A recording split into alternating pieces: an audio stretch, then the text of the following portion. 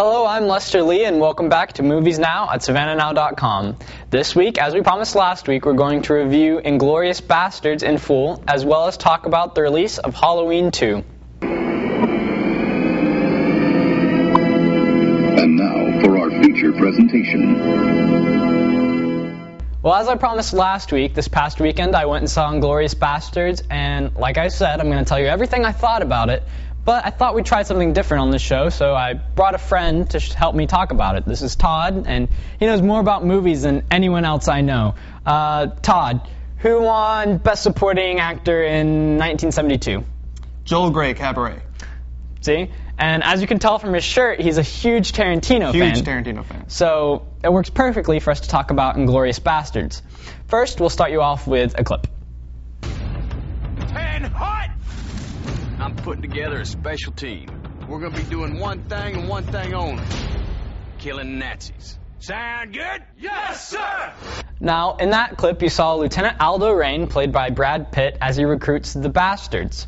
Now, for you girls out there who just want to go see Brad Pitt, he actually doesn't have that much face time. In fact, the Bastards aren't really the centerpiece of the film. They actually play a supporting part among a much bigger cast and ensemble. Like, it's split. This movie's split into 5 different chapters and has roughly 3 storylines intersecting throughout, and the Bastards play one of those storylines, but it's not the main one. And when Todd and I went and saw it, we picked out 2 girls who looked like they were there just for Brad Pitt, and made a bet to see if they'd walk out, and of course he won. They walked out. They walked out.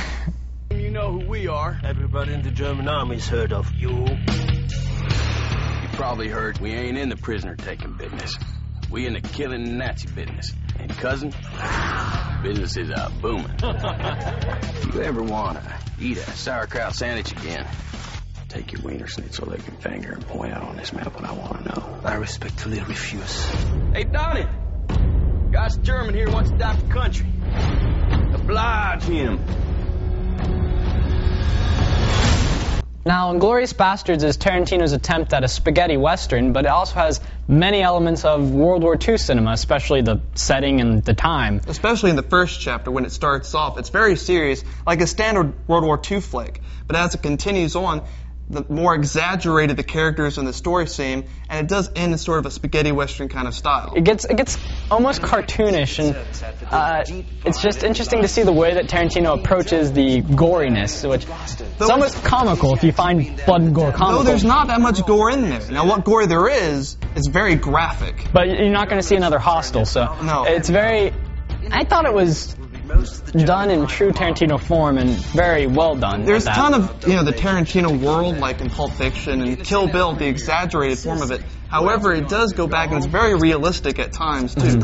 Yeah, I thought that's where really the different storylines comes into play with the realism and then the cartoonish bastards. And so it creates just a nice, whole, well-rounded film, which has something... It's interesting how, when it comes to the Nazis and the Jews, it's very realistic. However, the most cartoonish, exaggerated thing about the whole piece are, in fact, the Bastards. Especially Brad Pitt as a hillbilly Jew. Who wants Nazi scalps? They're now in the hands of the SS. My hands, to be exact.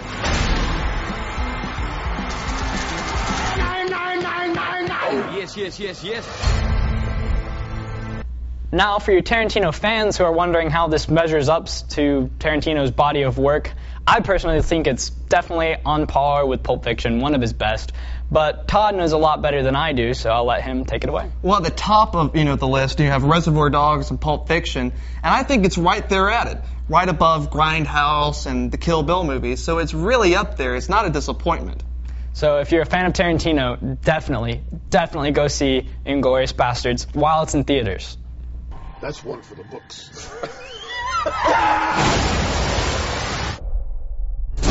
Help! I'm trapped.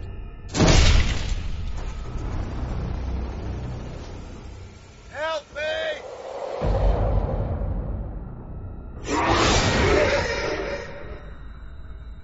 Also coming out this weekend is Halloween 2, which is Rob Zombie's second Halloween remake.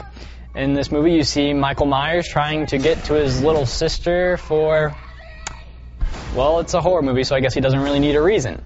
And keep in mind that it's directed by Rob Zombie, so anything is to be expected. So if you've already seen Inglourious Basterds, then go see Halloween 2.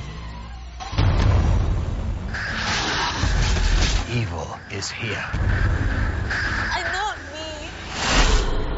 Who are you then? I'm Michael Myers' sister. Halloween 2 comes out Friday, August 28th, 2009. Also coming out this weekend that I didn't mention is The Final Destination, the fourth movie in a series of movies that didn't really need one. But if you want to see a terrible horror film in 3D, then this is for you. But keep in mind that Inglourious Basterds is still out, and I highly recommend it. For local times and listings, go to do.savannahnow.com. Once again, I'd like to thank Todd for coming on the show, and I'm Lester Lee for Movies Now at savannahnow.com.